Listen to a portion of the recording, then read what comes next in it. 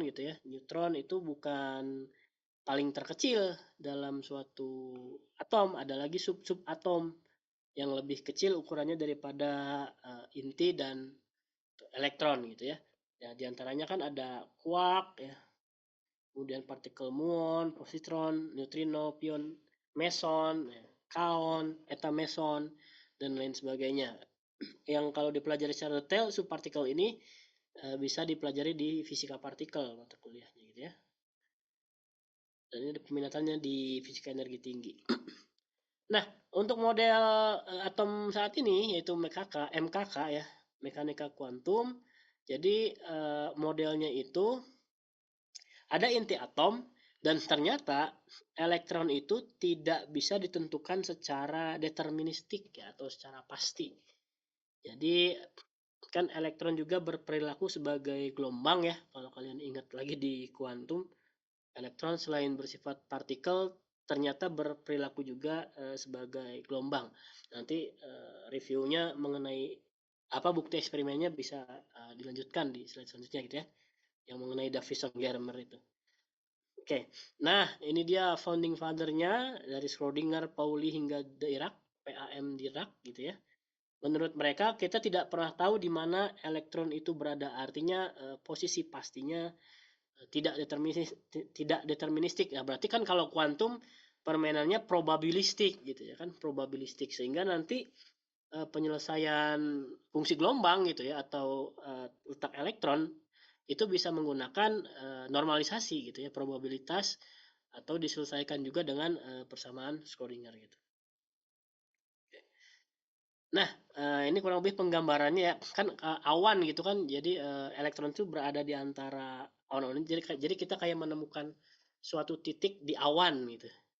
Berarti kita kan hanya menentukan probabilistik gitu kan, apakah eh, partikel tersebut ada kan di dalam awan tersebut gitu kan, ataukah di luar awan tersebut. Kalau misalkan di luar berarti kan probabilistiknya nol gitu ya. Kalau elektronnya ada di dalam wilayah ini berarti probabilistiknya ada gitu. Nah, sehingga lingkungannya ini, maka kan kalau dalam mencari fungsi gelombang suatu elektron itu perlu adanya normalisasi ya agar awan itu terlokalisir dan kita bisa menemukan partikel elektron tersebut gitu. Nah, ini ada inti atom di tengah gitu ya. Terdiri atas model atom saat ini elektron dan inti proton plus neutron. Jadi bukan tata surya ataupun kayak Bohr gitu ya kalau model saat ini.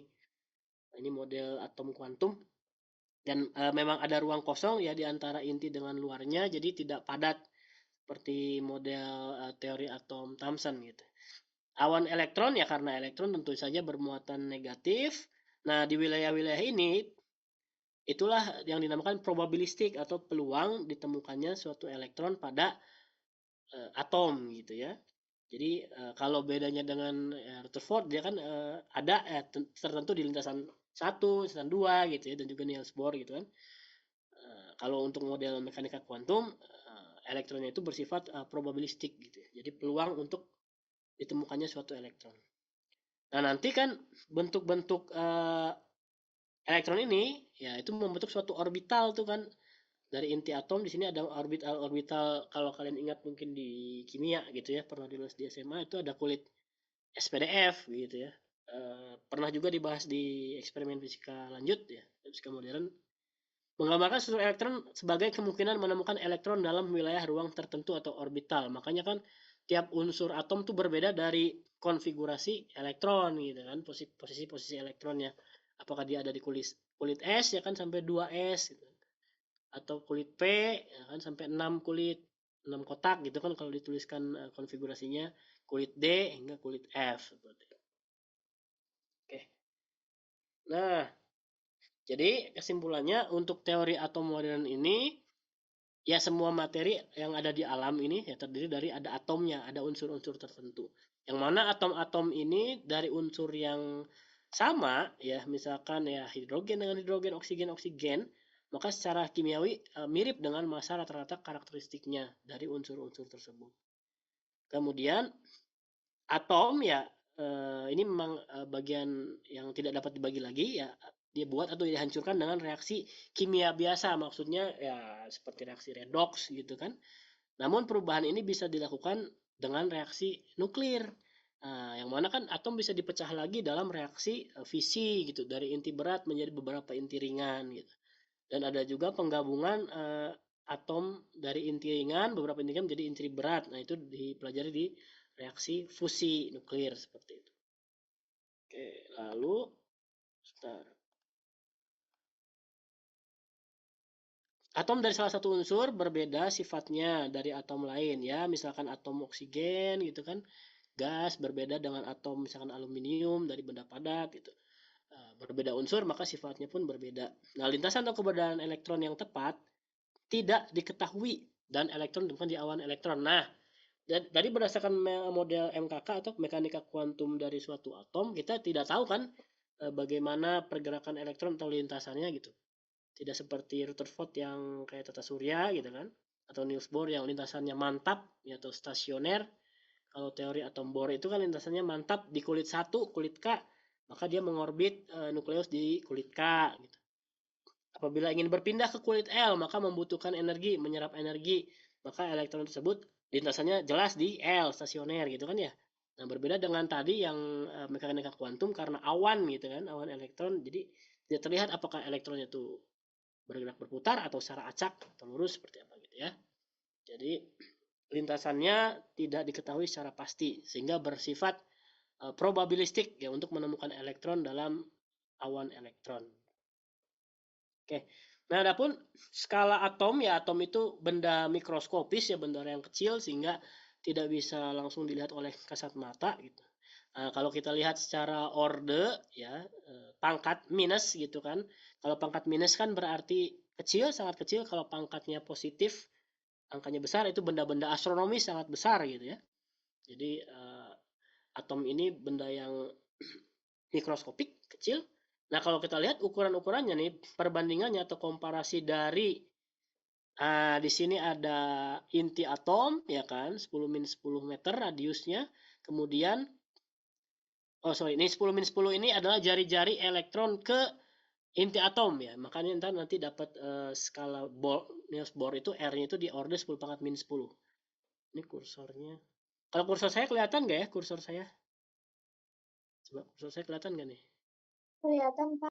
Kelihatan, Pak, kelihatan. Ya, siap. Jadi size in atom, jadi radius antara pusat inti ke kulit elektron di sini ya, misalkan orde pertama N1 itu sebesar 10 pangkat min 10. Yang mana nanti bisa dicari dengan R kali A pangkat sepertiga. Nah, lalu apabila kita zoom in nih ya, inti atom ini kalau kita lihat lagi lebih dalamnya, ternyata di dalamnya ada kumpulan proton dan neutron yang sini sama besar kan ya. Kuantitasnya nilainya sama. Dan kalau kita lihat elektronnya, kalau netral maka apabila protonnya 3 buah maka elektronnya pun 3 gitu. Lebih kecil lagi di order 10 min 14 atau bahkan kan di 10 min 15 yang disebut juga order Fermi gitu kan. Kemarin kita telah pelajari itu. Ya, kan. Kalau kita lihat ukuran proton ini sebesar 10 pangkat min 15 ya ukurannya. Lalu di dalam proton itu ada yang lebih kecil lagi gitu ya, lebih kecil lagi yaitu quark gitu kan.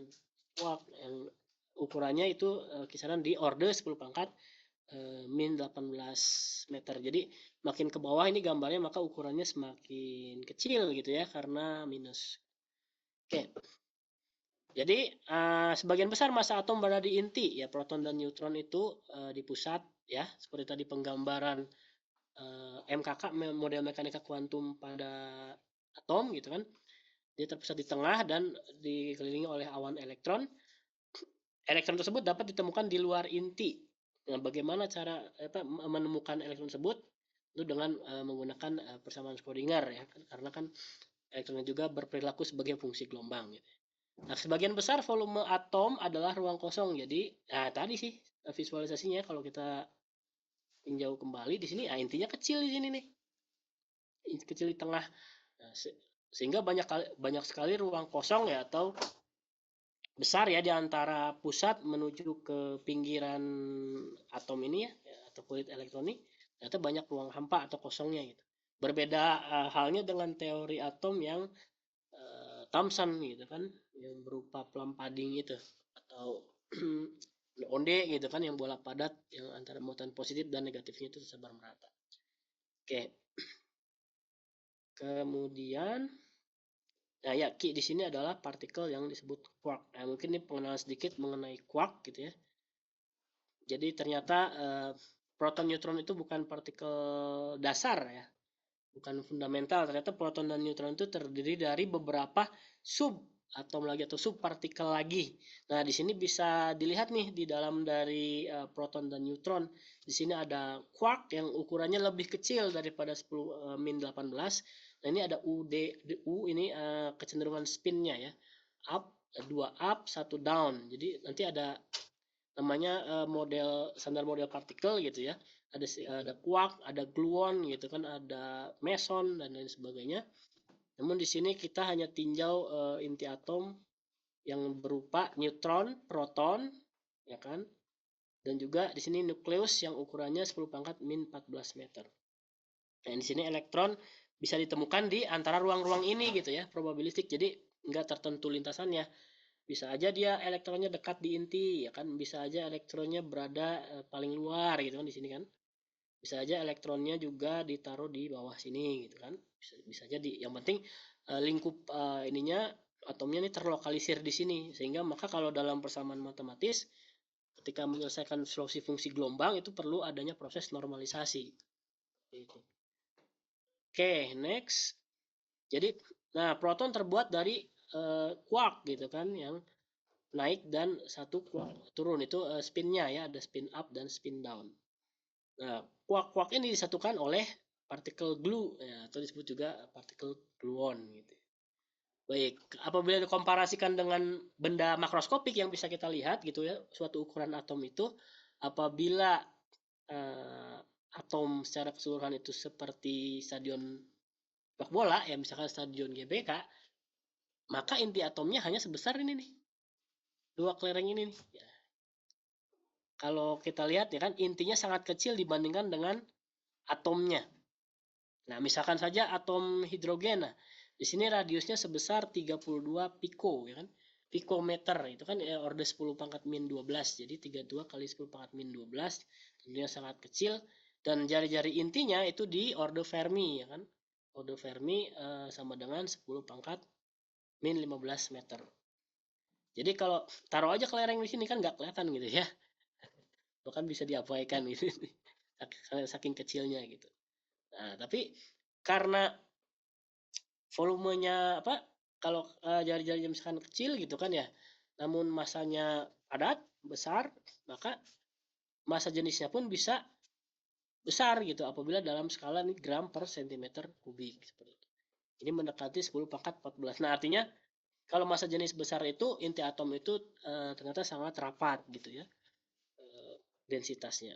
Kemudian nah ini ya, kalau atomnya sebesar stadion GBK maka inti atomnya akan sebesar kelereng. Ini analogi secara makroskopik ya, biar kita terbayang gitulah ya ukuran atom itu seperti apa gitu, secara makroskopiknya.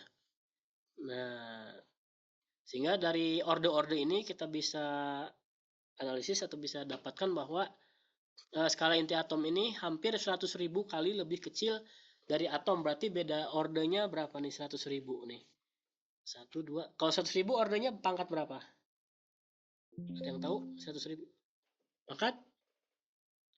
Pangkat 5 kan? Pangkat Iya, pangkat 15. pangkat 5 ya, pangkat 5 kali lebih kecil dari atom. Artinya kalau jari-jari atom elektron ke inti 10 pangkat min 10, maka jari-jari intinya ya 10 pangkat min 15 gitu, lebih kecil 10 pangkat 5 daripada radius elektronnya gitu. Nah, kalau kita bandingkan lagi nih di sini atom gitu kan dengan jari-jari order 10 min 10 dibandingkan dengan nukleus. Kalau misalkan atomnya 10 min 10 maka 100.000 kali, berarti nukleusnya 10 pangkat min 15. Ya, nukleus kan kumpulan beberapa nukleon yang terdiri dari proton dan neutron.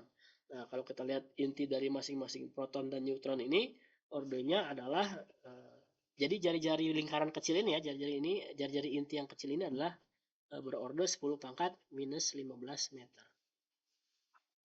Atau skala Fermi ya, Enrico Fermi begitu. Oke, Nah, kemudian ini timeline, jadi perkembangan model atom dari tahun ke tahun. Sebentar. Oke, ini saya. Nah, gitu kan. Jadi berawal dari Demokritus ini kan, adalah atomos yang tidak dapat dibagi lagi, kemudian berkembang jadi John Dalton bahwa unsur dari suatu atom memiliki sifatnya masing-masing, kemudian model Thomson, plum pudding itu ya, plus dan minus tersebar merata, bola padat, lalu Rutherford yang menyerupai model tata surya, kemudian Bohr yang mengatakan bahwa lintasan elektron itu mantap atau stasioner ya, memiliki terdapat di kulit-kulit tertentu KLMN. Namun perkembangannya sekarang model awan bermuatan. Nah, jadi kalau model awan, nah ini kan kelihatan ngebling-bling ya. Titik-titiknya sebenarnya bergerak-gerak nih kalau di model awan. Jadi elektronnya nggak jelas lintasannya sebenarnya gitu. Nah, karena tidak deterministik maka bisa ditentukannya dengan cara peluang ya atau probabilistik gitu.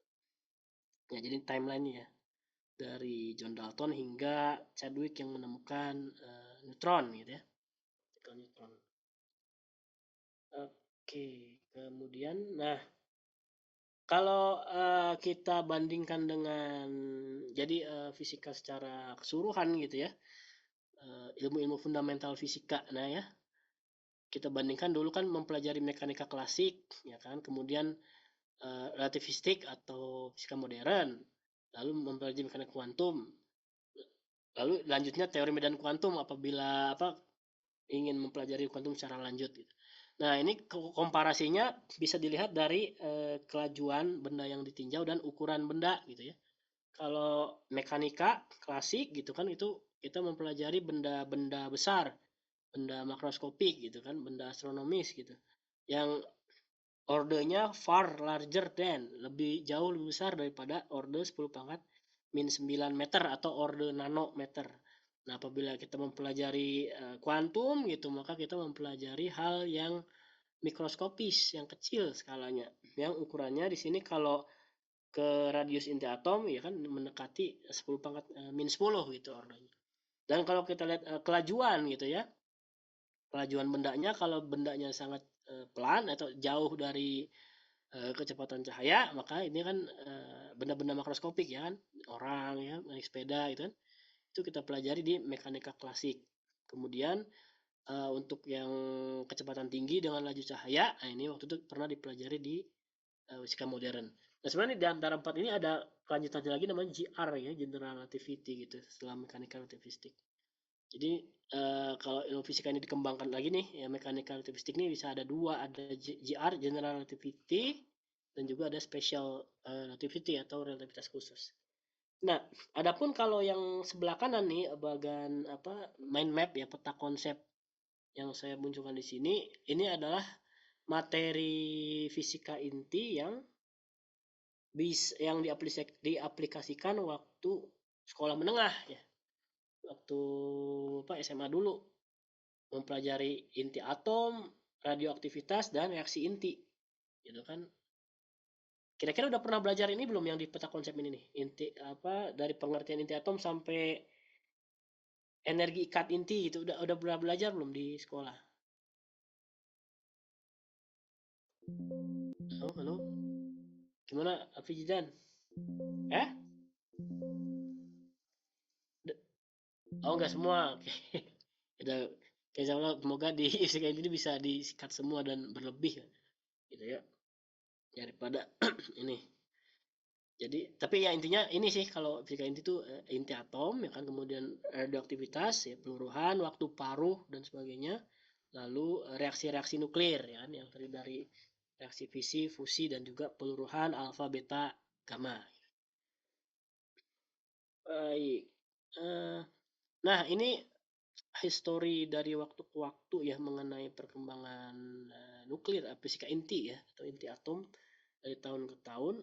Jadi awal mula lahirnya core fisika inti itu adalah dari Henry Becquerel yang menemukan adanya proses radioaktivitas ya kan atau peluruhan dalam suatu uranium.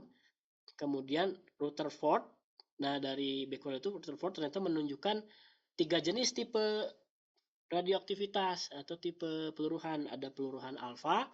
Alfa itu kan berarti partikel 42 ya, nomor massa 4 atom 2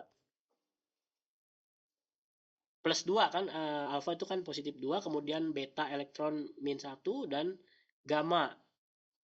Nah, gamma ini dia memiliki nomor massa 0, nomor atom 0, tapi memiliki energi yang tinggi ya kan, karena dia foton.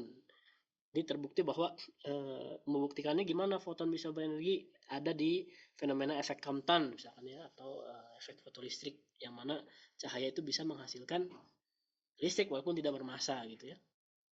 Oke, kemudian Rutherford Geiger-Marsden melakukan eksperimen hamburan yang tujuannya adalah memperoleh informasi tentang apa jenis dari muatan inti, sehingga kita ketahui bahwa di inti atom itu ada proton dan neutron. Nah, juga ada gaya nuklir, merupakan gaya jenis baru. Kan yang kita tahu itu gaya antar muatan itu kan sebelumnya paling tahunya gaya listrik gitu kan, atau gaya kolom. Terus mengetahui tentang gaya gaya gravitasi gitu kan, gaya gravitasi, gaya magnet, gaya listrik ya kan.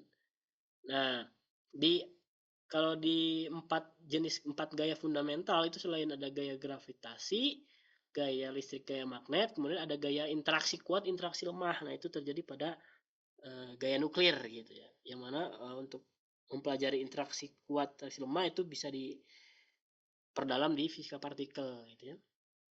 Baik, Rutherford dan temannya, rekannya mengamati reaksi inti pertama kali ya, reaksi fusi fisi gitu ya. Kemudian Cockcroft-Walton menggunakan pemercepat proton untuk menghasilkan reaksi inti.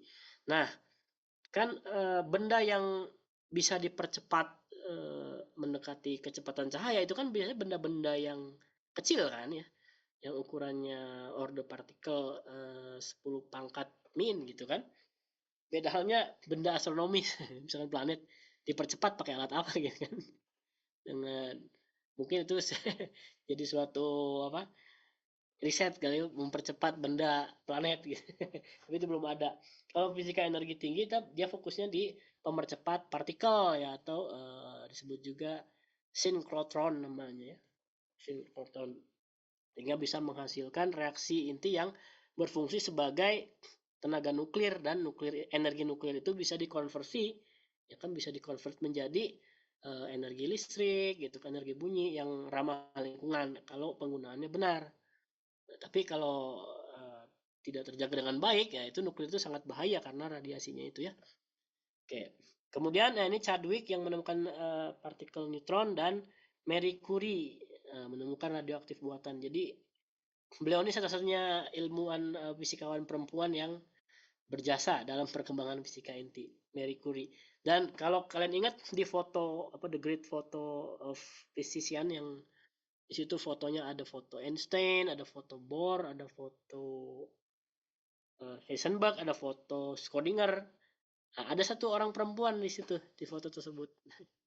Ya, beliau itu adalah Marie Curie, dan juga dia mendapatkan Nobel juga gitu ya dalam penemuan fisika seperti itu.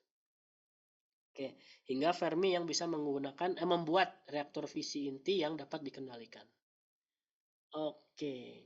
Ah, ini review lagi sedikit mengapa atom tidak dapat dilihat katanya. Alasannya apa nih?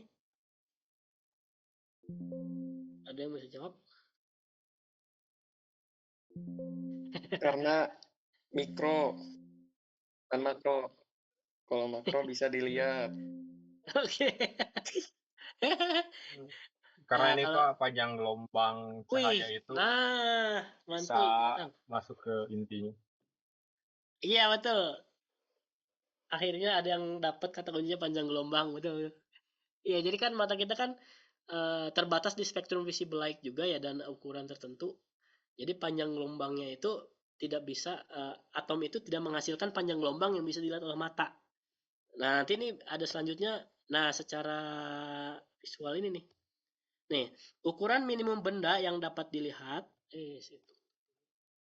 Nah, kan bisa lihat tuh, benda dapat dilihat kalau bendanya itu ukuran apa, diameter bendanya kalau lebih besar daripada lambda per 2. Nah, ini lambda apa? Lambda cahaya foton justru ya. Jelas harus foton. bukan panjang gelombang lain gitu ya. Terus kalau benda tidak dapat dilihat, bagaimana yang ukurannya kurang dari spektrum cahaya atau kurang dari lambda per 2 gitu.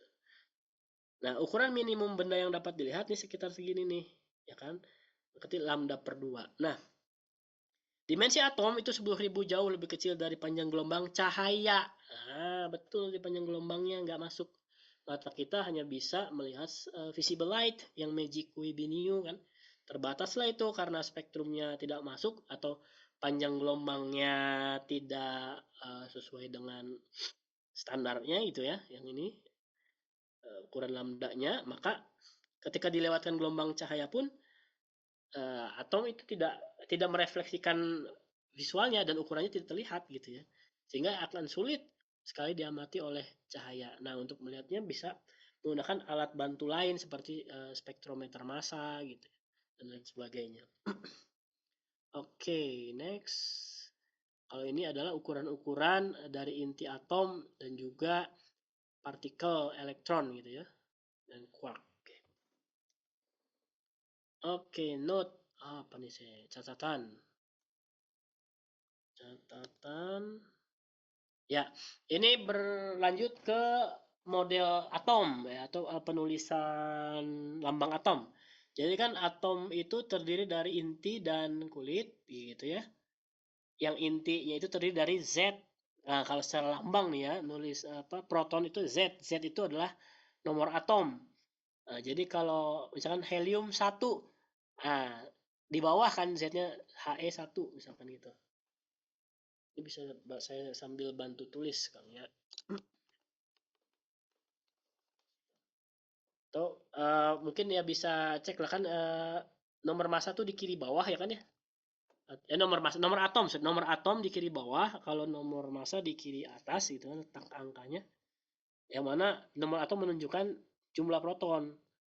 Nah, dan N neutron atau A nukleon. Nah, inti atom nukleon itu terdiri dari Z proton ditambah N neutron, berarti A sama dengan Z plus N gitu. Sehingga kalau mau mencari jumlah neutronnya berarti nomor massa dikurangi nomor atom gitu. Oke. Jadi kalau saya tulis penulisan atomnya nih kayaknya belum ini ya. Misalkan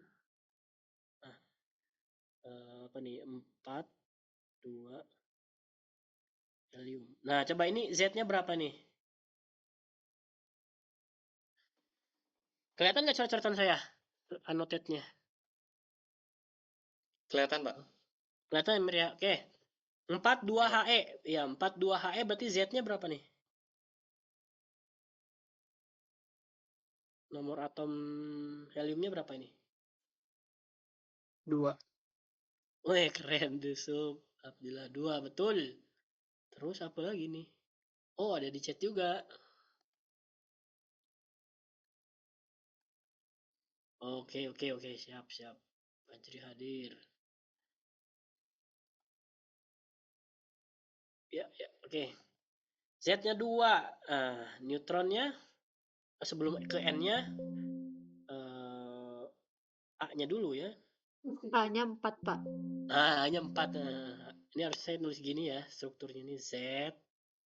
Iya, Ini Pak. A. Nah, harusnya begini nih. Ya, A-nya nomor massa, Z itu nomor atom gitu. Dan untuk nyari N A min Z. Oke, A-nya 4. Kemudian berarti neutron N-nya itu adalah 2 gitu ya. Dan kalian bisa cocokin semua atom gitu ya. Ya. Nanti saya cek lagi. Nanti yang hari-hari saya cek kembali di belakangnya. Oke. Beda halnya dengan ion. Kalau misalkan ion gitu kan, ada pelepasan elektron, ada penerimaan elektron gitu kan. Kalau misalkan terjadi pelepasan elektron, berarti kan elektron dibuang, berarti ion positif gitu ya. Kalau atom menerima elektron, elektronnya berlebih, maka terjadilah ion negatif gitu. Nah, itu kayak ion ikatan ion, ikatan kovalen itu bisa lah dipelajari di lain waktu atau di tempat lain gitu ya. Nah, kalau ini saya mereview kembali tentang istilah-istilah ini nih. Isotop, isoton, isobar. Ini pernah dengar nggak sebelumnya isotop, isoton, isobar? Apa baru? Pernah. Wes. Pernah, tapi ntar masih ketukar-tukar ya isotop apa? Isoton gimana, isobar gimana. Nah, inti atom atau nuklida-nuklida yang memiliki Z sama tapi A berbeda disebut isotop. Ah, berarti isotop tuh yang sama apanya nih? Yang Z-nya, Pak. Ya, Z tuh berarti nomor Nomor Nomor atom. atom. nomor atom sama. Nah, itu isotop. Nah, hati-hati walaupun ini kan top kayaknya atas gitu ya, tapi sebenarnya yang sama bawahnya. Z isotop bener. Nomor atomnya yang sama Z, jadi Z-nya sama, nomor massa berbeda gitu ya. Ya bisa kayak helium, deuterium gitu kan, misalkan nih helium 1 1, deuterium misalkan De 2 1, tritium gitu kan T, ini 3 1. Nah, kayak gitu contoh isotop dan bisa dicari contoh yang lainnya ya. Contoh isotop lainnya banyak. Karbon juga bisa ya isotop. Ada C12 misalkan 14 12, 13 12 gitu. Nah, kemudian kalau istilah nuklida atau inti atom yang memiliki jumlah neutron yang sama, ini kata kuncinya ton, on gitu. Ini cocok kalau saya cara ngetik gitu. Ini berarti ya neutron. Ini n-nya sama, neutronnya same gitu kan. Oke, tapi A-nya berbeda. Berarti kan kalau N sama A berbeda, Z-nya pasti beda gitu kan. Karena ada relasi A sama dengan Z plus N. Kalau N sama, A berbeda, Z harus berbeda. Kalau Z-nya sama juga ya N-nya berbeda gitu ya. Oke, kemudian nomor massa sama, tapi nomor atom berbeda. Nah, itu isobar gitu ya. Isobar. Jadi ini untuk isobar. Ini saya geser dulu. Untuk isobar mana. Ini yang sama adalah massa. Nomor massa gitu ya. Oke. Nah, next. Nah dari isotop sebar ini ada kelompok bilangan yang disebut dengan magic numbers atau bilangan ajaib yang angka-angkanya terdiri dari 8, 20, 28, 50, 82, 126. Dan ini biasanya pada gas mulia gitu ya.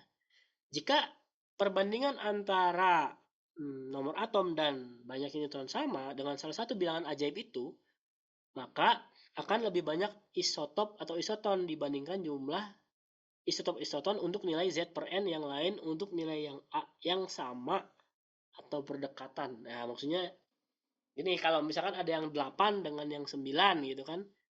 Berarti kalau yang 8 akan lebih banyak isotop atau isoton dibanding Z per N yang nilai A-nya 9 gitu. Ya, jadi dan perbandingan Z per N ini kalau sama mirip ya. Sesuai dengan bilangan ajaib itu, maka itu inti stabil gitu. Inti atom yang stabil. Begitu ya. Nah, ini dia. Magic number juga menandakan kestabilan inti. Stabil kalau tidak pecah secara spontan. Kalau inti tidak stabil, pecah secara spontannya. Jadi kalau kayak inti berat uranium meluruh gitu kan, inti berat ini inti berat tahu dari mana? Biasanya ya nilai jumlah neutron besar apa dan juga bilangan nomor massa juga besar gitu ya, itu inti berat. Contohnya uranium, plutonium gitu ya. Ini kalau ketika direaksikan itu pecah, berarti ya tidak stabil.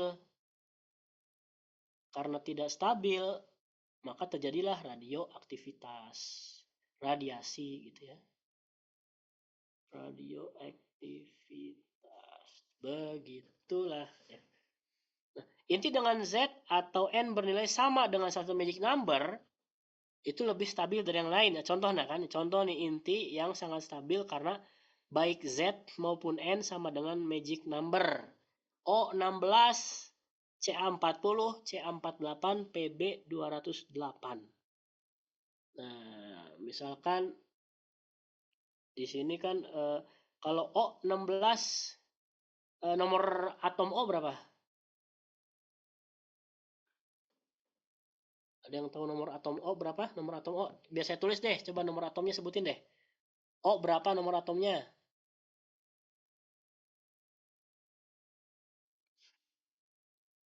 Ayo, ada 8, yang jawab? Pak.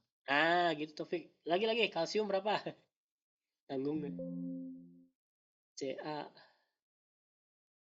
20. Plumbum. Nah, plumbum itu timbal. Plumbum. Hah? Timbal 24? 82. 82, Pak. Oh, oke. 82 gitu kan ya. Nah, coba ini dihitung ininya, apa Z per N-nya gitu. Z per N-nya dihitung. Oh, 16. Berarti kan dari O 16, Z-nya 8. Berarti kan Z-nya 8 itu kan ya? Z-nya 8. N-nya berapa? Berapa ya oksigen ini? Oh, 16. 8, Pak. Nah, 8 gitu kan. Nah, ini kan jika Z atau N-nya itu sama dengan salah satu dari bilangan ajaib tersebut. Nah, ini kan 8 nih. Magic number. Maka ini inti stabil gitu. Terus apa lagi nih? CA40.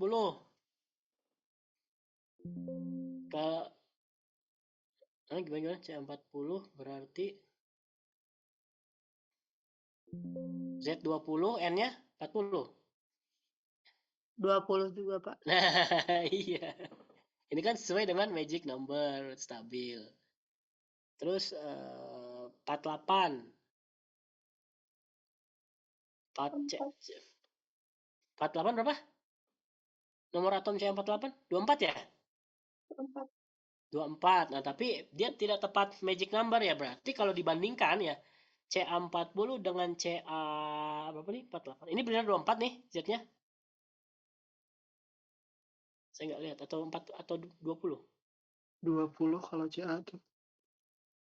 CA untuk yang nomor masa 48? Sama nggak? Nah, misalkan ini Z harusnya kan sama angka-angkanya ya, 24 ya kan? Nah, nanti kalau dibandingkan gitu ya, CA48 dengan CA40.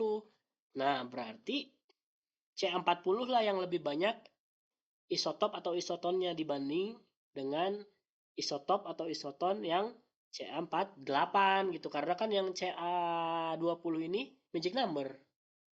Tepat gitu kan, kalau 24 dekat dengan 20 gitu. Nah, dan juga plumbum berapa nih ya? Plumbum timbal berapa nih? Z 82, N-nya berapa?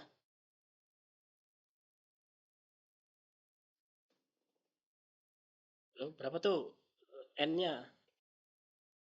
200 berapa tuh?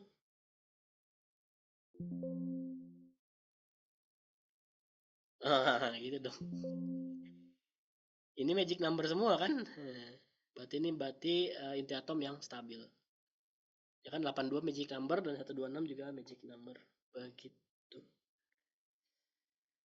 Oke, next. Atau ada yang tanyakan dulu nggak sampai sini?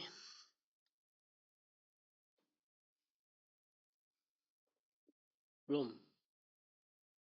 Atau kalau nanya lewat chat juga boleh. Nah, dari pengelompokan yang magic number itu kan ada yang stabil, ada yang tidak stabil gitu kan. Nah, isotop yang tidak stabil nanti menghasilkan radioaktivitas ya, atau radioisotop gitu ya. Contohnya karbon 14C14.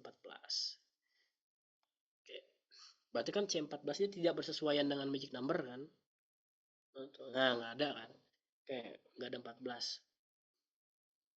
Nah, massa inti akan bertambah secara teratur dengan penambahan proton dan neutron dengan pengukuran massa inti.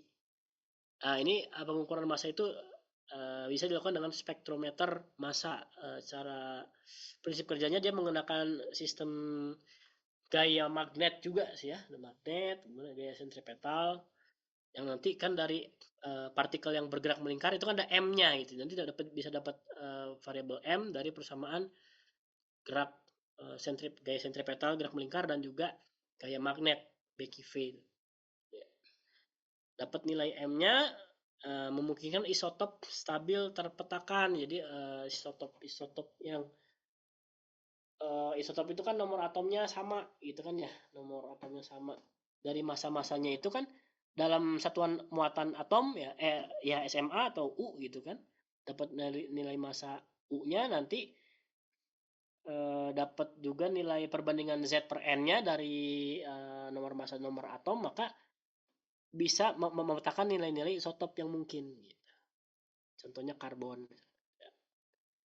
Nah, apa nih grafik yang saya munculkan tadi? Nah, ini adalah gambaran unsur ya, unsur-unsur atom yang ada misalkan di tabel periodik, atau jenis-jenis atom yang ada yang stabil, ada yang tidak stabil gitu. Nah, kita lihat nih skala X. Skala X yang mendatar ini adalah nomor proton, nomor atom berarti kan ya, Z itu kan jumlah proton itu nomor atom. Nah, sedangkan yang sumbu Y ini adalah jumlah neutron, nomor neutron, di mana diperoleh N itu amin Z kan, nomor massa dikurangi dengan Z. Nah, kalau yang tergambar gelap ya, ini yang gelap ini stabil ini. Ya apalagi kalau dengan N sama dengan Z.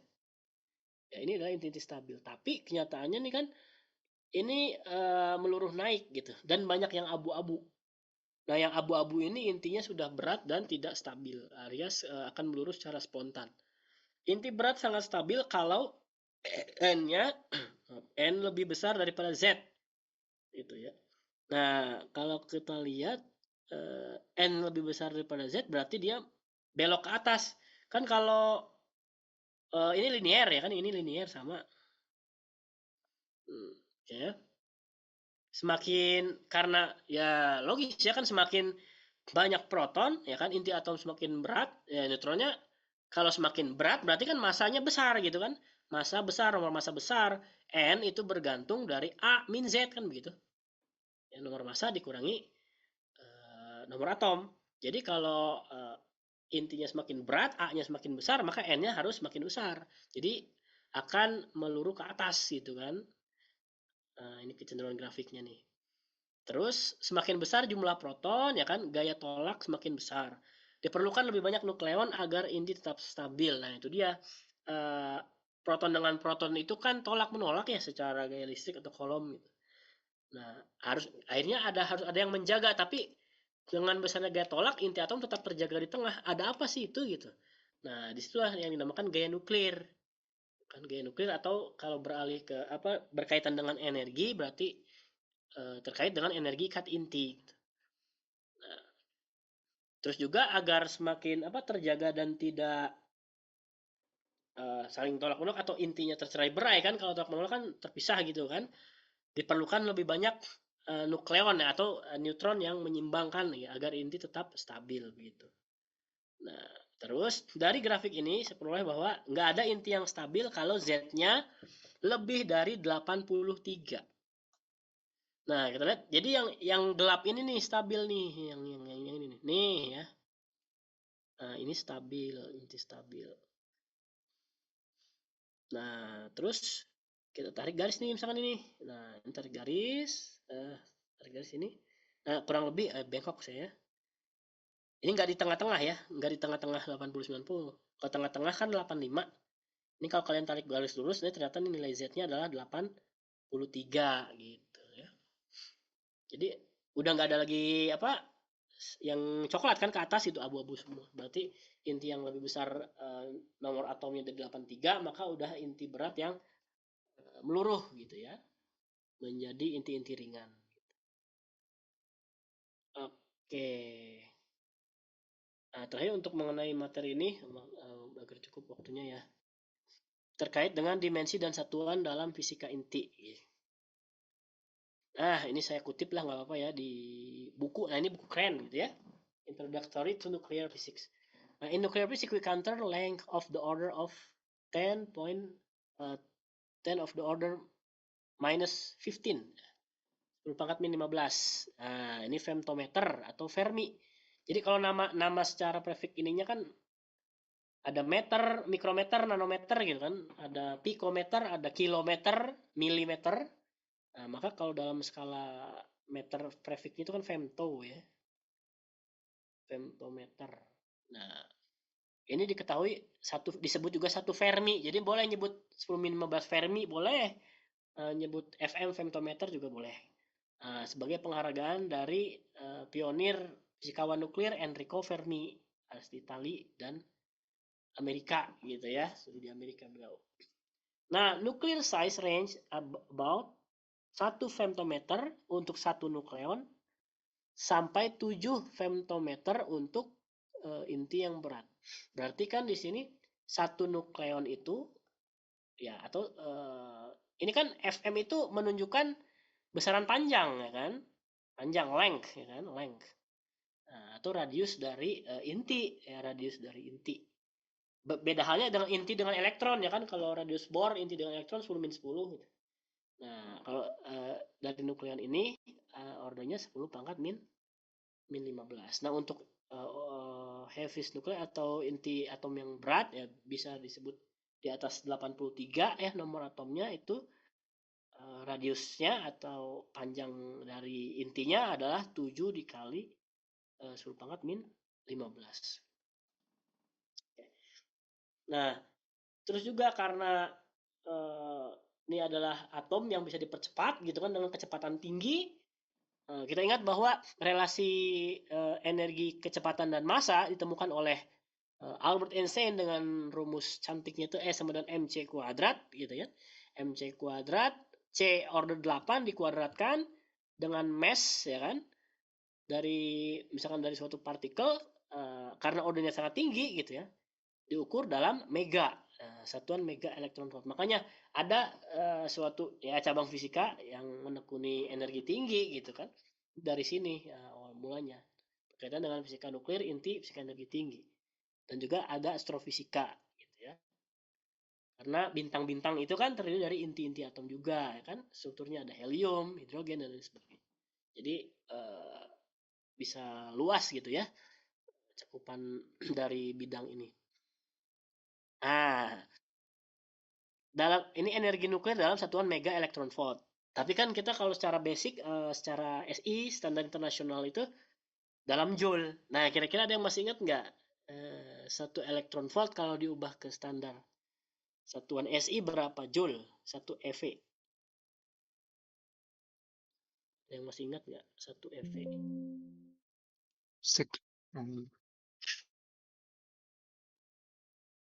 Siapa ini? Alfi ya? 1 1602. Gimana coba Tajran unmute?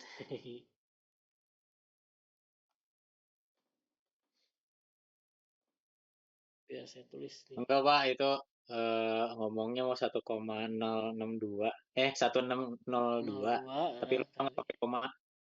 Oh iya, siap tuh ya, kali 10 pangkat min 19 itu deh, min 19.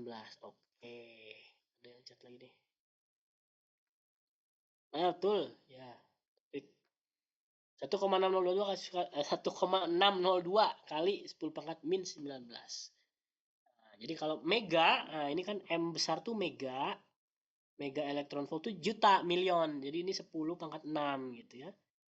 Jadi MeV ini 10 pangkat 6 EV. Oke. Nah, terkait massa dalam inti atom ya. Nah, ini ada standar mass unitnya. Jadi kita nggak kenal kilogram doang gitu. Jadi massa tuh cuman, jangan kepikiran massa itu cuman kilogram, gram gitu doang. Enggak ya, ada juga massa dalam atomic mass unit gitu. Yang mana patokannya definisinya dari 12 karbon, tepatnya 12 U. Ya. Atau kalau dalam bahasa Indonesia SMA, satuan massa atom ya kan. Nah, jadi inti itu memiliki massa yang mendekati 1 U. ya kan? Yang mana kalau dikonversikan 1U dalam energi, ya, kok bisa massa dikonversikan ke energi? Bisa menggunakan relasi E sama dengan mc kuadrat ini dari teori relativitas khusus ini. Nah, ini nih from special relativity gitu kan. E sama dengan mc kuadrat. Nah, dari sini dari relasi E sama dengan mc kuadrat tentu kita bisa menentukan nilai dari unit C kuadratnya. C kuadratnya. Berarti kan C kuadratnya itu adalah E per M kan? Ya kalau dari persamaan E sama dengan mc kuadrat, ini C kuadratnya adalah E per M. Nah, E-nya dalam apa? Energinya dalam mega elektron volt. Mega elektron volt per satuan mass atom U gitu kan. U. Ya, 1U sebenarnya 931,50502, maka jelas bahwa nilai C kuadratnya ya kan, nilai C kuadratnya adalah 931,502 kali MeV per U. Makanya mungkin kalau udah ada yang belajar di SMA tentang mencari energi ikat inti, biasanya bentuknya itu kan defek massa ya, defek massa.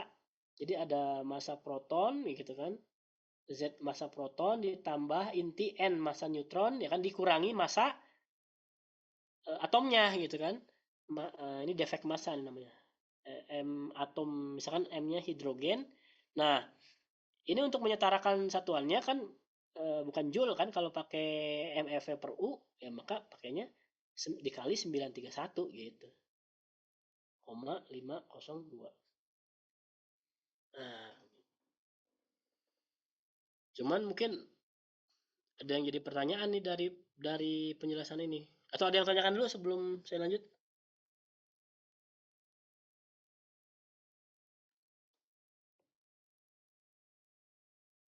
Man. Nah, ini kalau nggak ada lu ya. Mengapa 1U931,502 MeV? Buktikan secara analitik. Oke, kalau ada yang bisa menjawab nanti saya lanjutkan ini. Silakan. Bagaimana membuktikan nilai satu muatan atom 1U itu bisa muncul angka 931,502 MeV. Nah, setelah ini slide ini beres.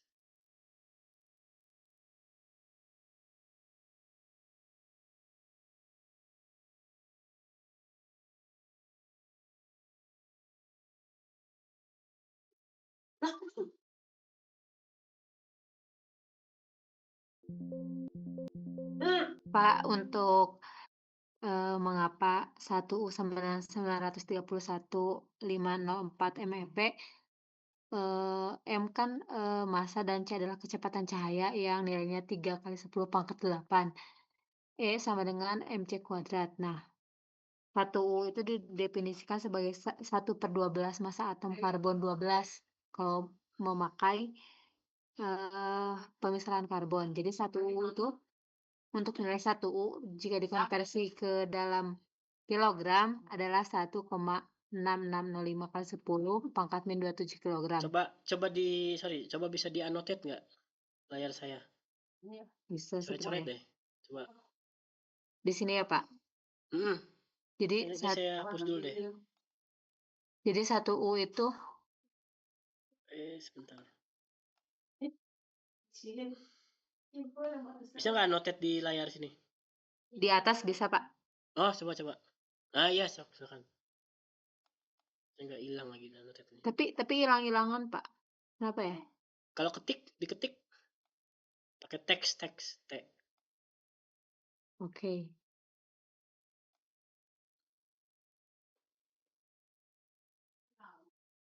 Tapi nggak muncul, Pak. Nggak muncul. Iya. Oke, Ini coba. sudah habis, Pak. Nah, coba. Tapi hilang-hilangan lagi. Atau boleh diinin aja, Pak. Ya, nanti saya bantu ini deh apa? Tuliskan. Iya, baik, Pak. Nah, coba. Pelan-pelan aja. Tadi karbon, gimana di ulang? Iya, 1U itu jika dikonversi ke kilogram 1,6605 kali 10 pangkat min 27 kilogram. 1,665. Nah, Iya. bisa tahu nggak kenapa ini nilai apa yang 1,665 kali 10 min 27? Masa apa gitu maksudnya?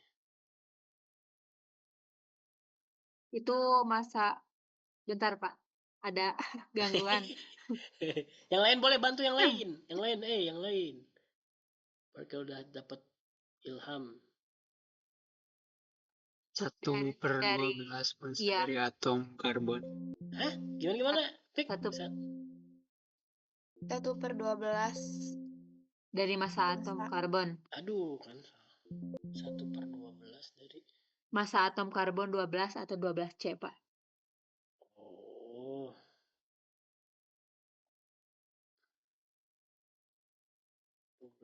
Oke, terus? Pakai persamaan untuk mengkonversi ke energi digunakan persamaan Einstein yang E sama dengan MC kuadrat. Untuk M-nya kan itu udah ada ya yang 1,6605 dikali C. C-nya itu kan sudah ada 3 kali 10 pangkat 8 M per second. Nah, lalu dikalikan hasilnya itu 1,492 kali 10 pangkat min 10 Joule. Good. Bagus. Saya kira langsung F ya. Bagus. Lanjut. Nah, Ya, dapat. dari Joule itu kan dikonversi ke EP Iya. dan mega electron volt itu. Satu EP kan tadi seperti yang sudah diberitahu oleh teman-teman yang lain 1,602. Terputus. Cek. Cek.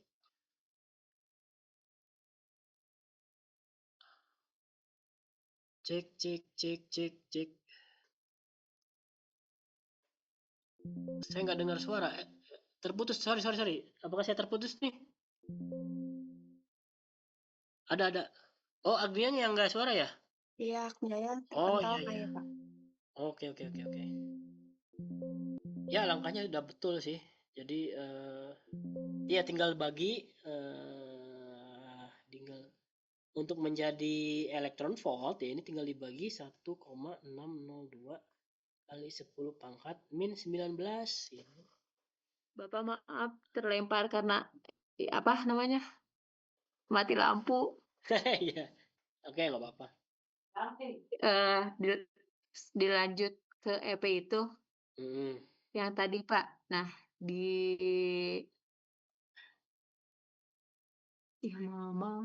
Ya 14 kan 14 bagi 16 0,9 lah kan gitu kan. Iya, hasil kalau ke mega electron volt jadi 931,5 MeV. Ini kalau hasil asli ini kan 0,9 atau 931 iya. kali 10 pangkat min 10. Benar nggak? Nggak min. Positif ya, 9 ya. 931 dikali. Ini nih, kalau hasil EV-nya aja berapa hasil EV-nya? Sebelum ke MEV. Ada nggak? Sebelum ke MEV. Buat C-nya sendiri boleh, Tajrian. 2,99 boleh, itu lebih presisi. 3 itu mempermudah aja. Iya. Tapi yang tepatnya memang 2,998 sekian panjang kecepatan cahaya tuh. 10 pangkat 8 ya? EV. 931 kali 10 pangkat 8 EV. Kalau ke MEV kan harusnya kan 6 pangkatnya. Iya Pak, pangkat 6. Berarti good itu saya setuju kalau 9,31. Berarti kan nanti dapatnya 931 sekian ya kan nih kali 10 pangkat 6. Dapat dah itu yang MF ini. Cocok begitu sih.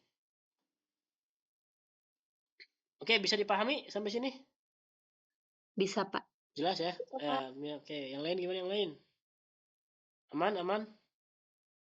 Aman, Pak. Oke. Baik, saya beralih ke materi selanjutnya deh ya. Atau Pak Andi sudah hadir belum, Pak Andi? Belum ada. Oke. Saya stop share dulu. Menit terakhir saya di sini di lab nih. Udah gelap semua. Oke, masih berapa menit lagi? Masih lumayan ternyata. Bentar.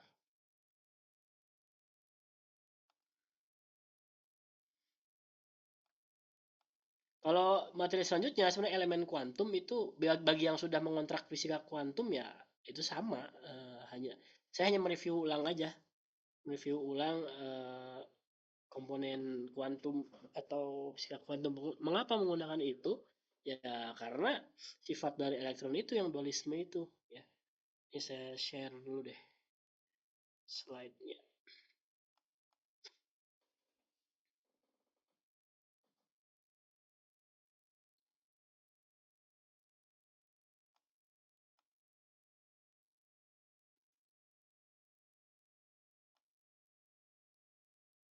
Oh jadi hadir semua kah? Rizky ada, Rizky Amalia. Hadir. Hadir ada ya. Terus sama siapa tadi Agnia? Alia ya? Siapa tadi yang baru join? Iya, Alia Hanifah. Ada Alia? Mana? Bisa on cam nggak, Alia? Di sini mati lampu, Pak. Mati lampu. Oh. Oke. Terus siapa lagi ya? Ada yang merasa belum ke ini? Andi Lutfi. Mana nih? Enggak ada. Aul, Andi kemana, Aul? Enggak tahu, Pak. Loh, tumben. Oke dah, gak penting deh. Oke, lanjut. Nih elemen kuantum. Nah, ini udah muncul belum ya? Udah slideshow?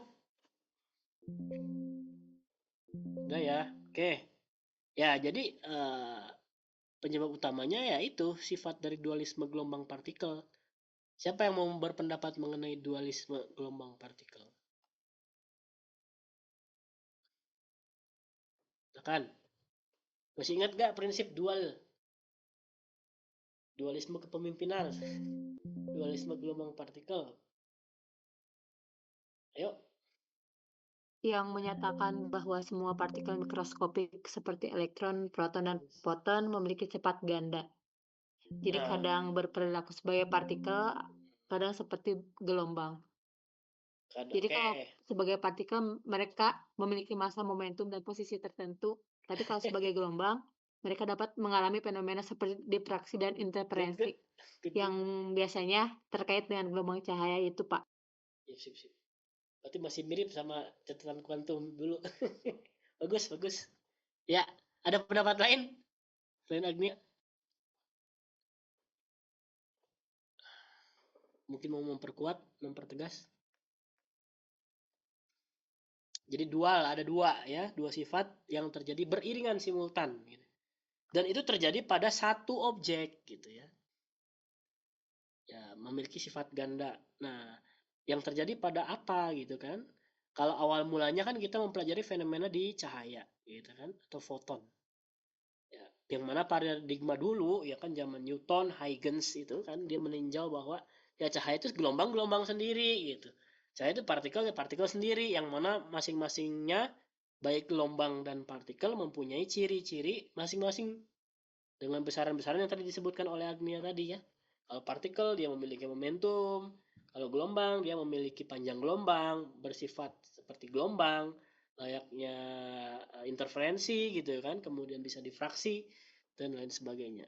Nah, dulu tuh fisika klasik memandangnya satu-satu gitu ya, satu frame. Tapi ternyata satu objek cahaya itu berperilaku dua sifat. Namun Pak kan di fisika inti bukan belajar cahaya ya kan, inti atom elektron. Nah, nanti ada kaitannya foton menurut de Broglie ya kan. De Broglie itu sifat elektron itu seperti foton gitu. Nanti ada di slide berikutnya. Dan juga saya pertegas di buku keren ini ya pada fisika inti. Jadi nukleon itu tidak bersifat seperti layaknya partikel klasik, artinya bukan murni kelereng doang gitu loh. Nukleon itu tidak hanya memiliki momentum saja, tapi dia memiliki wave behavior, ya, artinya dia memiliki perilaku gelombang yang sifatnya tadi bisa interferensi, bisa difraksi, jadi bisa ditransmisikan gitu kan, yang melalui inti atom gitu. Nah, untuk menganalisis bagaimana kelakuan atau behavior dari inti atom, ya tentu dengan mathematical teknik karena dualisme itu ya kan, dan elektron bersifat juga sebagai gelombang, maka kita ya mau gak mau gitu harus menggunakan mathematical teknik quantum mechanics yang the main course-nya atau menu utamanya adalah Schrödinger equation gitu ya, menggunakan Schrödinger equation karena ya elektron itu kan probabilistik itu, untuk menentukan fungsi gelombangnya maka digunakan persamaan Schrödinger. Oke. Nah, dari beberapa variasi scattering, jadi eksperimen hamburan ya, pemercepat partikel yang ditembakkan dihambur untuk melihat bagaimana perilaku dari partikel-partikel tersebut. Kalau menghamburkan partikel ya kayak apa ya, kayak biliar gitu kan. Kalau dar gitu kan, pencar gitu, dia bisa melihat energi kinetiknya, yang mana ordernya kan energi tinggi 10 mega electron volt.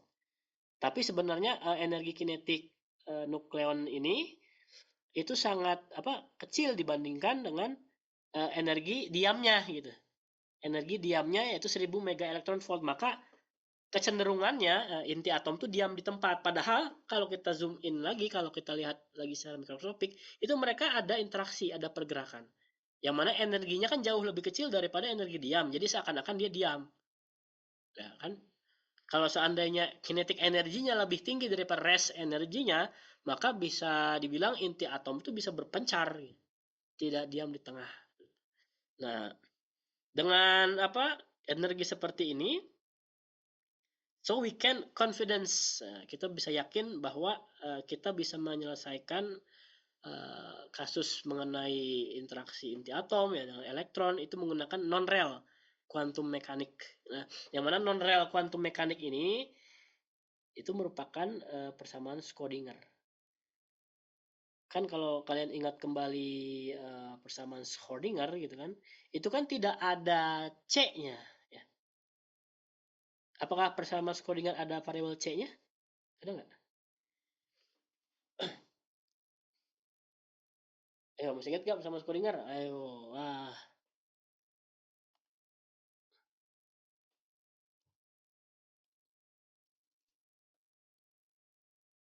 Gak inget ya? Kayak gimana sih? Nggak ada C. Oh ya, oh Dinar good. Baru kedengeran lagi. Iya nggak ada C-nya. Jadi non relativistik itu berarti dia tidak menggunakan kecepatan cahaya. Kan kalau relativistik berarti dia ada suku C-nya gitu. Nah, itu yang dimaksud dengan non relativistik. Oke.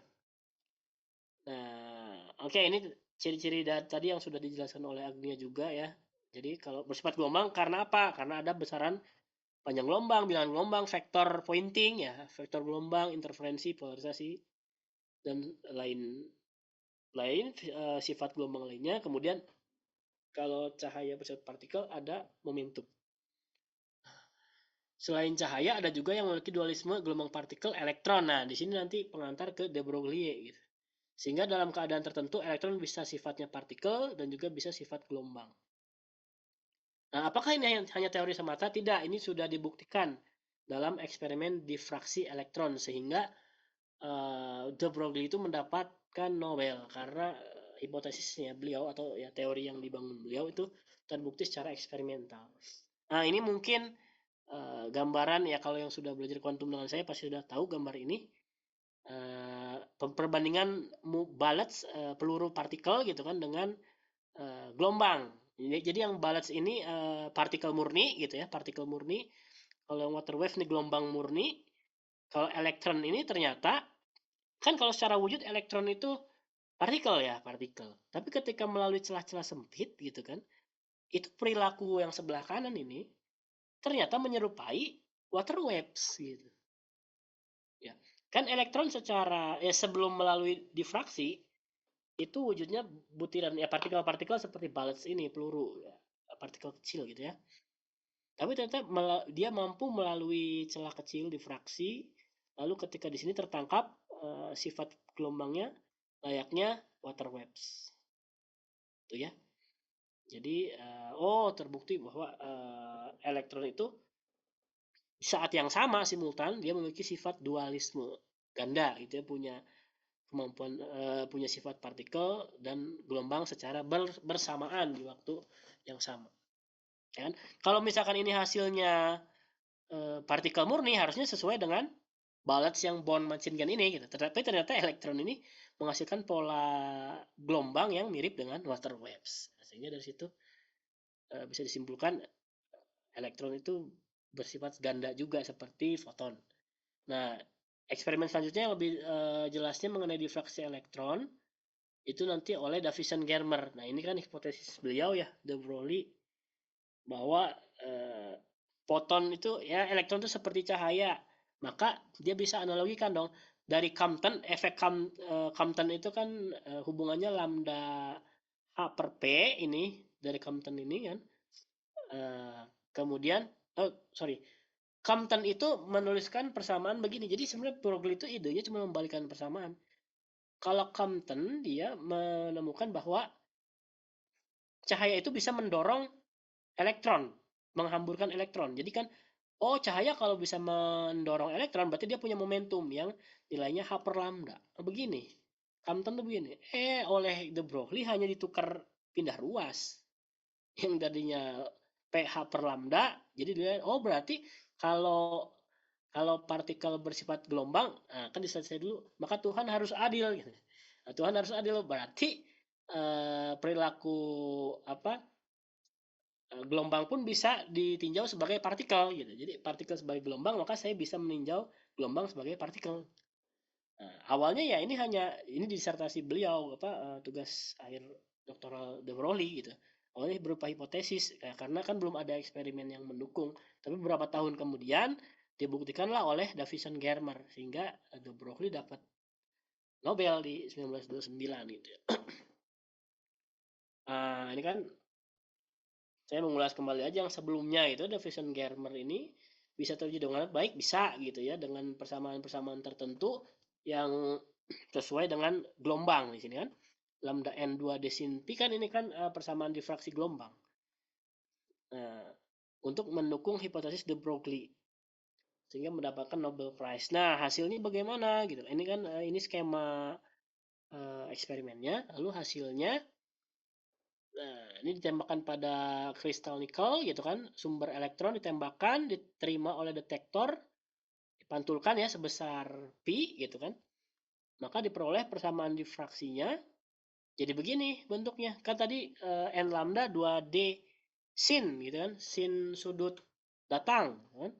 Nah ini sin pi ya, sudut datang ini tutup sin pi sama dengan kalau kita mau ubah ke cos kan ini kan bisa kalau proyeksi sin pi itu kan berarti ke arah atas gitu ya, menyeberang depan miring kan, sin pi itu kan ke atas gitu. Kalau cos pi ke sini, tapi kalau ke sini sin pi gitu kan. Nah, sehingga sin pi itu sama dengan atau analog dengan cos theta per 2 gitu. Nah, ini dari mana angka-angka ini ya? Dari eksperimennya gitu. Nah, dengan jarak celah 0,091 nm gitu kan, dengan sudut 25 derajat diperoleh lambdanya segitu 0,165. Nah, bandingkan dengan teoretik Broglie, hipotesisnya H per P tadi, dengan P sama dengan akar 2mK, ini dapat dari mana? Dari bentuk ya ini K P kuadrat per 2m, kan energi kinetik itu setengah mv kuadrat gitu kan ya. Biar dapat momentum berarti m kuadrat v kuadrat per ini kan m-nya cuma 1, tapi ini kalau pangkat 2 biar jadi 1 harus dibagi m gitu kan. Nah, harus begini kan. M kuadrat dibagi m ya m-nya pangkat 1. Nah, sehingga ini diperoleh p kuadrat per 2m. Nah, dari bentuk energi kinetik ini dapatlah nilai lambdanya 2pi H bar C. Ya, kenapa muncul pi ya? H bar atau H coret. H coret itu kan artinya adalah H per 2pi. Reduce Planck constant. Ya, Planck constant yang tereduksi. Jadi nilainya lebih kecil. karena dibagi oleh 2pi. Nah, kalau C atas dengan akar C kuadrat nilainya sama, tinggal dicoret. Jadi cocok dengan persamaan sebelah kiri. Gitu kan.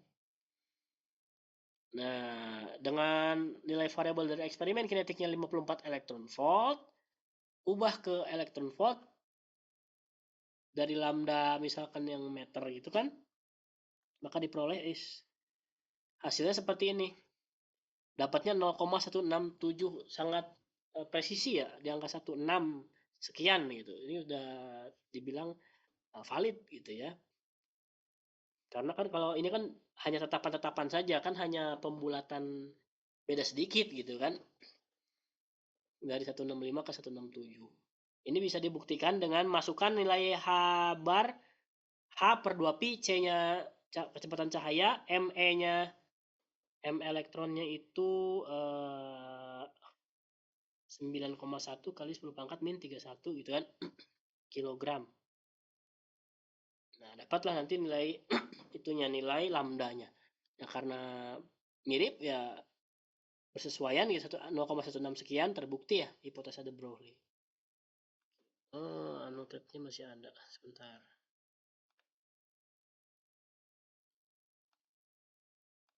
Oke. Kemudian Heisenberg dia membuat suatu prinsip ketidakpastian bahwa kalau kita menentukan suatu posisi elektron secara pasti, maka kita tidak mengetahui momentumnya. Tapi kalau kita bisa menghitung momentum suatu elektron, kita tidak mengetahui di mana posisinya, kayak gitu. Nah, ini mengaitkan ketidakpastian hubungan momentum dengan posisi. Kita ingat bahwa kalau di fisika klasik itu besaran fisik ditentukan pasti posisinya jelas di mana ada acuannya gitu ya. Misalkan posisi saya 5 meter di belakang rak misalkan gitu ya. Nah, itu kan deterministik tertentu gitu. Nah, berbeda dengan kuantum nih. Fungsi gelombang. Jadi partikel itu diwakili dalam konteks kuantum yang melalui fungsi gelombang. Kalau dulu sebelumnya telah belajar wave packet, jadi kayak awan tadi, si partikel itu ada di antara awan, terkungkung di antara gelombang-gelombang tersebut gitu. Dan karena fungsi gelombang tidak dapat dilokalisir, ya kan, muncullah suatu ketidakpastian. Maksudnya dilokalisir itu kayak amplitudo gelombang kita perkecil jadi titik gitu kan, nggak bisa. Kan gelombang memiliki amplitudo tertentu gitu ya. Nah, menyatakan bahwa prinsip ketidakpastian Heisenberg itu posisi dan momentum tidak bisa ditentukan dengan pasti secara berbarengan. Itu tadi kalau X-nya tahu, ya P-nya nggak tahu. P-nya tahu, X-nya nggak tahu. Seperti itu. Jadi memberikan batasan bahwa nggak ada hasil pengukuran mutlak, jadi tidak deterministik dalam kuantum, sehingga paradigma fisika kuantum itu memiliki paradigma probabilistik gitu ya, probabilistik. Oke. Oh, tidak terbatas ya. Ini jokes yang dulu sih sebenarnya. Do you know how fast you are? Ada yang masih ingat ini kenapa penjelasannya? Ayo silakan.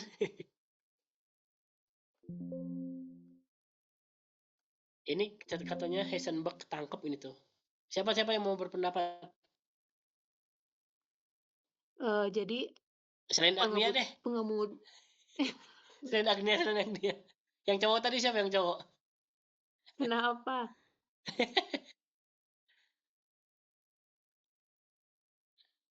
Ayo, ada yang lain?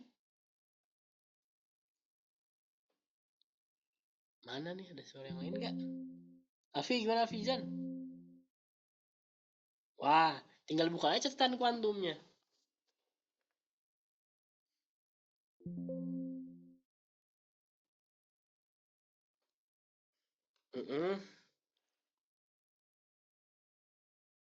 Nah, kalau di kasus gambar ini dia tahu lokasinya apa momentumnya?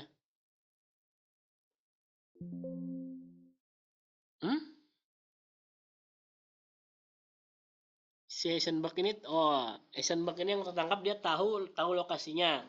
Kan tapi ditanya polisi, tahu nggak berapa cepat kamu berjalan atau pergi gitu kan? Nggak tahu. Tapi dia tahu lokasi. Nah, dia tahu lokasi berarti tidak tahu momentum. Kenapa? Karena kan momentum berkaitan dengan kecepatan. Kan how fast di sini kan kecepatan. Nah, how fast itu berkaitan dengan V. Nah, sedangkan momentum itu M kali V. Ya kalau V-nya nggak tahu, ya mana tahu momentumnya gitu. Seperti itu. Jadi mana sih? Iya. Nah, delta P-nya tidak diketahui gitu kan. Kalau dia tahu lokasi, berarti perubahan. Kalau dia tahu lokasi kan deterministik tertentu, X-nya di situ. Nah, berarti perubahan posisinya 0. Karena dia tahu posisi jelasnya, posisi tertentunya. Kalau delta X 0, maka delta P yang nggak tahu. Karena kan relasi dari Heisenberg, ini kalau penurunan ini jelasnya dulu pas kuantum udah saya uraikan ya, dari gelombang, bilang gelombang ya, nanti seperti ini relasinya. Delta X terhadap PX H bar per 2. Delta Y, delta PY H bar per 2. Delta Z, delta PZ H bar per 2. Kalau delta X, delta PY hasilnya berapa? Kalau delta Y, delta PX hasilnya berapa?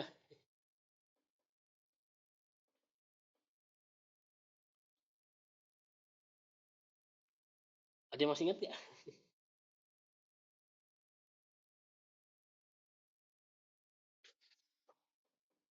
Oke, kalau beda koordinat jelas nggak ada 0 gitu kan.